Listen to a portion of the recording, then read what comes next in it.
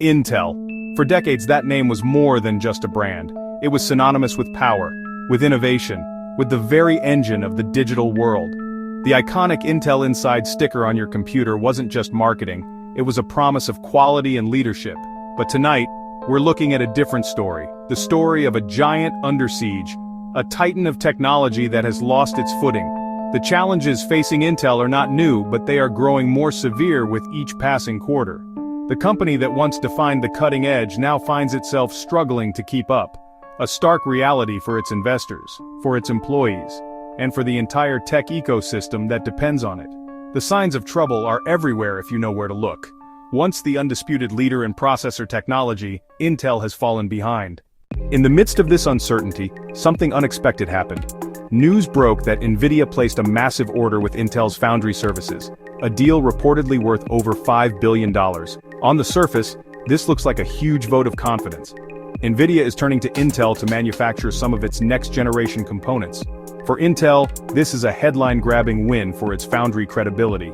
It suggests Intel's manufacturing capabilities might be turning a corner. This move is significant because of who it comes from.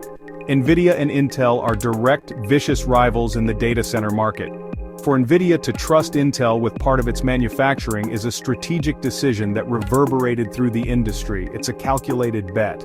Nvidia needs to diversify beyond its primary supplier, Taiwan's TSMC. By giving Intel a shot, Nvidia secures another potential source for its chips. That reduces reliance on a single company in a geopolitically sensitive region. It's a smart business move for Nvidia. This is not charity, and it is not a solution to all of Intel's problems. To understand why this $5 billion deal isn't a silver bullet, you have to look at the root of Intel's problems. It all comes down to manufacturing. For years, Intel's greatest strength was its ability to consistently shrink transistors, a process governed by Moore's law. The tick-tock model kept it ahead. But then, the ticking stopped. The company hit a wall. It stumbled in the transition to smaller, advanced processes, 10-nanometer node, 7-nanometer node. These were multi-year delays. They were catastrophic for Intel's competitive position. Rivals didn't wait.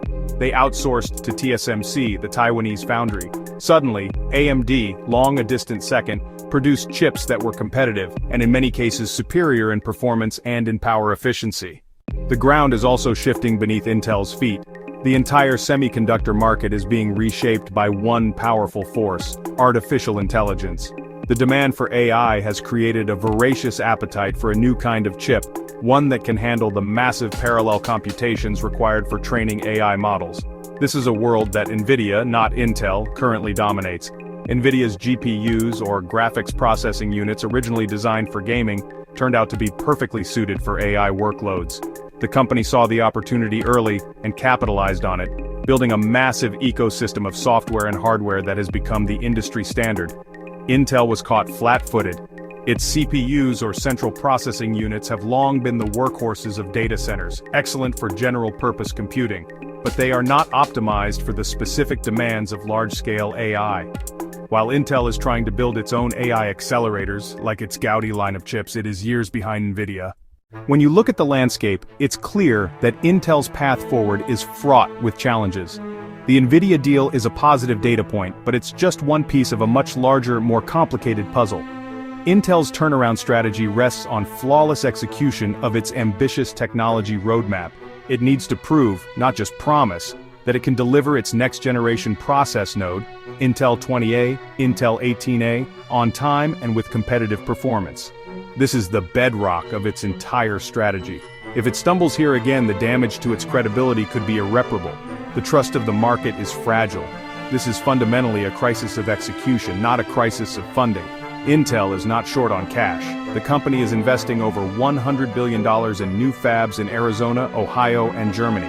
The United States and European governments are also providing billions in subsidies through CHIPS Acts to support this domestic expansion. The money is there. The problem has been translating that capital into tangible results. The world is watching.